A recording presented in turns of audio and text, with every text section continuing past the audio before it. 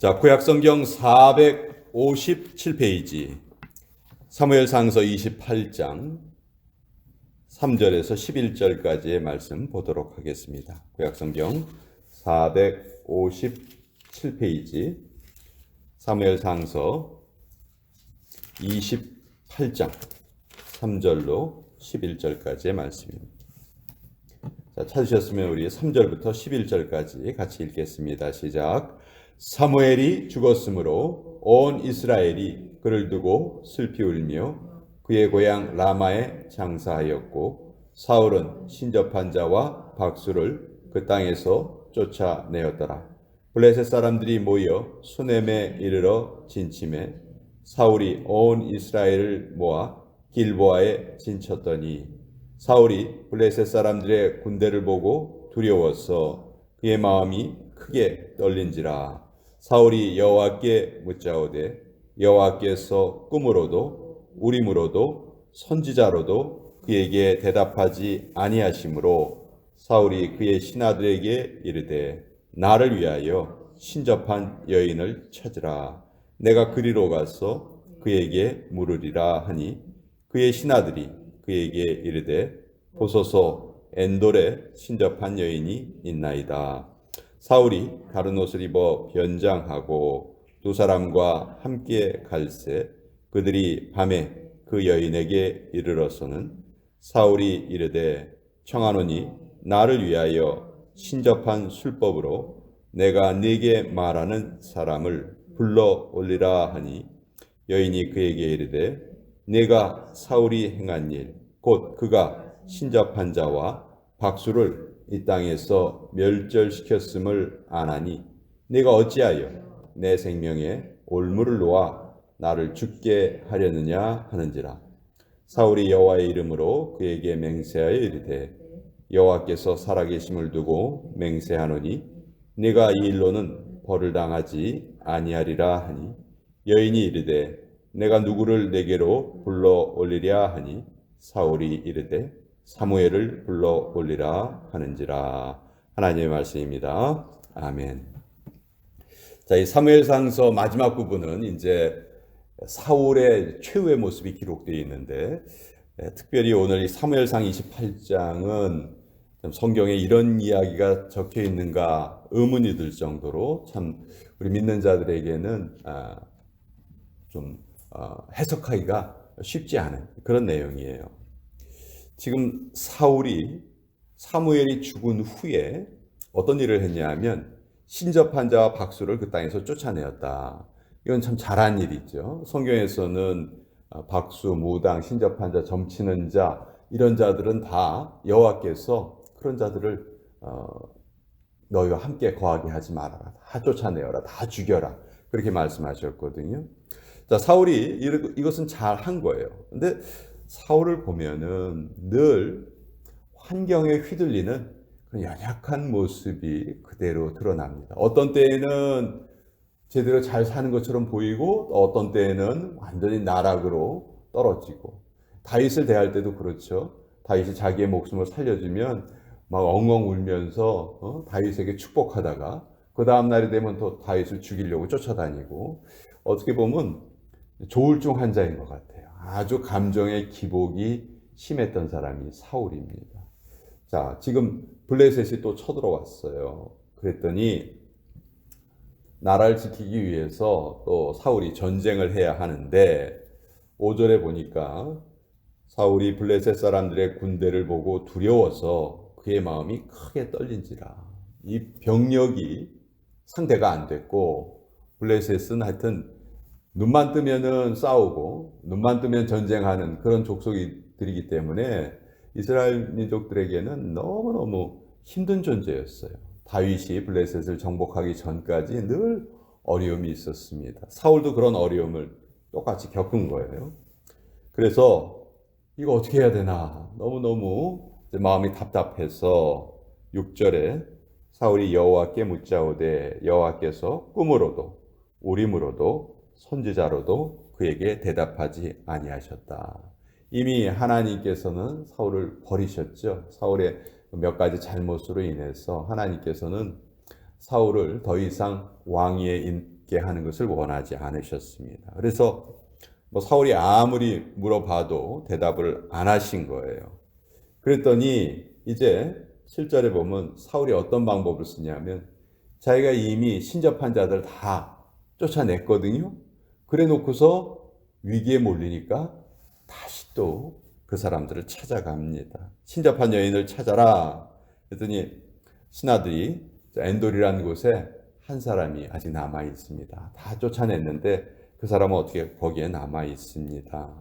그랬더니 이제 사울이 두 사람의 신하를 데리고 왕의 옷을 이제 다른 옷으로 바꿔 입고 그 여인을 찾아갑니다.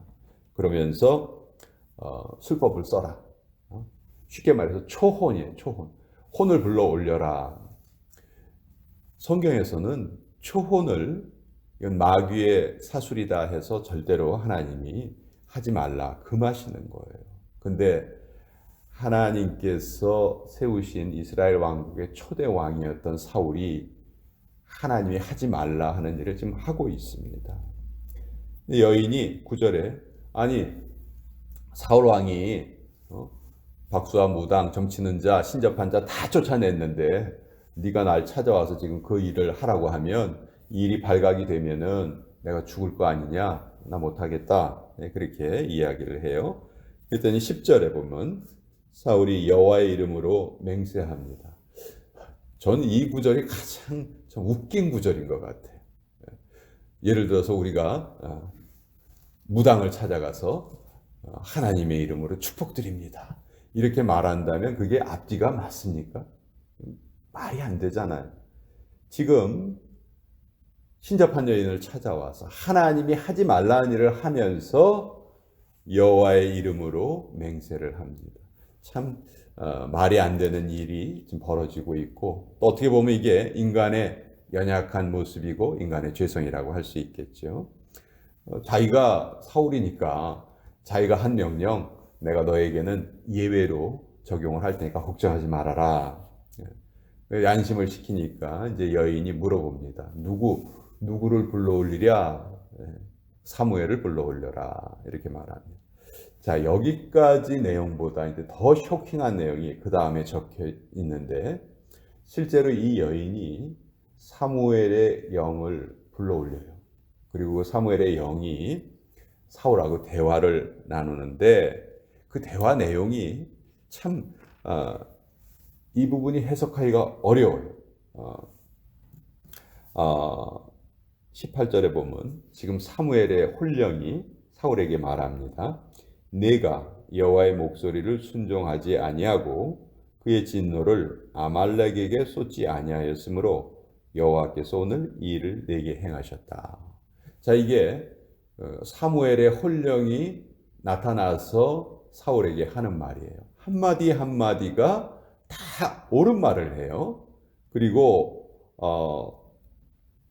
19절에 보면 여호와께서 이스라엘을 너와 함께 블레셋 사람들의 손에 넘기시리니 내일 너와 네 아들들이 나와 함께 있으리라. 여호와께서 또 이스라엘 군대를 블레셋 사람들의 손에 넘기시리라 하는지라. 이 말도 그대로 이루어져요. 사울은 전쟁터에서 죽었거든요. 이 혼령이 하는 말 그대로 이루어집니다.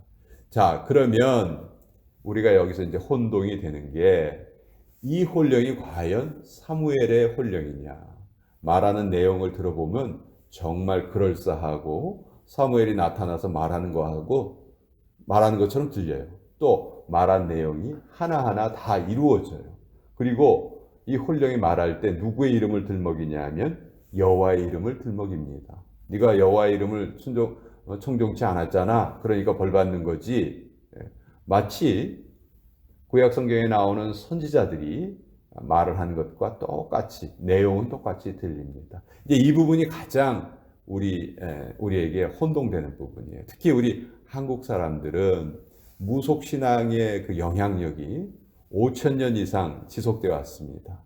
우리 대한민국, 한국의 건국 신화 자체가 무속신앙이잖아요. 곰하고 호랑이가 100일 동안 마늘을 먹고 사람이 되고 이런 내용 자체가 다 무속신앙에서 비롯된 거거든요. 그리고 우리 한국 사람들은 어떻게 보면 태어날 때부터 이런 일에 익숙해요. 뭐 점치는 일, 뭐 무당 찾아가는 일, 뭐 아주 익숙합니다. 그런 걸 하는 사람들이 너무 많거든요. 특히 한국 사람들이 이 사무엘상서 28장을 해석할 때 혼란스러워해요. 이거 정말 사무엘의 혼령인 것 같은데, 우리 가끔 점쟁이 찾아가면 점쟁이가 뭐 접신한 것처럼 해가지고 뭐라고 중얼중얼 거리고, 그럼 그게 맞는 경우도 있고 혼동이 되거든요. 이 사무엘상 28장의 내용 결론적으로 말하면 이 사무엘의 혼령은 마귀의 술책입니다. 성경은 우리 사람이 죽은 이후에 그 혼이 이 세상과 하나님의 세계를 왔다 갔다 한다, 이거를 절대로 그렇게 말하지 않고, 사람이 죽는 그 순간 우리의 혼은, 우리의 영과 혼은 하나님의 품으로 돌아가게 되죠. 그리고 거기에서 이제 영영한 심판을 기다리게 되는 거예요. 그러니까 그 상황에서 무슨 이 사람 세상에 나타난다든지 이런 것은 다 성경은 마귀의 술책이다, 우리를 미혹시키는 마귀의 장난이다, 이렇게 분명히 알려주고 계세요. 그렇기 때문에 사무엘상 28장에 나오는 이 모든 일이 마치 실제로 그런 일들이 다 이루어졌으니까 여기에 혼령이 사무엘의 혼령인 것처럼 우리가 오해하기 쉬운데 결코 그렇지 않다는 것이죠. 그리고 우리가 알 수 있는 것은 마귀도 얼마든지 하나님의 이름을 들먹일 수 있고, 마귀도 얼마든지 앞일을 예측할 수 있다는 거예요. 여러분 실제로 그래요. 그러니까 그렇게 점쟁이들이 영업을 하고 그러죠. 말하는 게 다 틀리면은 그거 누가 찾아가겠어요. 간혹 맞는 부분도 있다. 그러나 우리는 분명히 알아야 될 것은 더 크신 하나님께서 이런 마귀의 장난까지도 다 어떤 경우에는 허락하시되 그것까지도 하나님의 섭리 가운데 다 사용하시고 통치하신다 하는 것을 우리가 꼭 알고 있어야 되죠. 그래서 우리는 이 사무엘상서 28장을 해석할 때 절대로 여기에 나와 있는 이 내용을 그대로 우리가 믿어서는 안 된다 하는 것이 첫 번째 우리가 꼭 기억해야 되는 내용이고, 또 우리가 이렇게 영적으로 미혹되고 혼탁한 세상에서 살아가고 있기 때문에 우리가 우리 자신을 지키는 방법은 오늘도 하나님의 말씀에 집중하고, 특별히 하나님의 말씀도 어느 한 구절 한 구절에만 내 모든 것을 쏟아서는 안 돼요. 성경 전체에서 말하는 내용과 일치하는가, 그걸 먼저 살펴봐야 돼요. 어리석은 자는 그 마음에 이르기를 하나님은 없다 하는도다.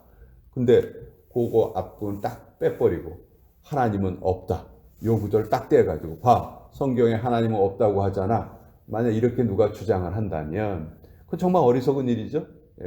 성경 전체의 내용을 보지 않고 그냥 한 구절만 딱 떼가지고 그걸 말하는 그런 경우는 정말 잘못된 것이다. 그래서 우리는 성경을 전체로 이해할 줄 알아야 되고, 그 성경 전체의 메시지는 예수님 하나에 모아져 있는 거예요. 예수님 한 분에 모아져 있고, 또 영적인 세계에서 일어나는 모든 일은 또 하나님의 모든 통치 가운데 있고, 또 때때로 우리의 눈을 미혹시키는 그런 것들이 있지만 그런 것들에 우리가 결코 속아 넘어가서는 안 된다 하는 것을 성경이 알려주고 계시는 거죠. 그래서 오늘 이 사무엘상 28장의 내용을 통해서 사울이 이렇게 영적으로 참 어떻게 보면 망가진 모습을 보이는 것이죠. 그래서 결국 사울은 이제 사무엘상서 마지막 부분에서 목숨을 잃고 이제 사무엘 하서가 시작이 되는데, 거기서부터는 이제 다윗 한 사람의 이야기가 사무엘 하서 전체를 또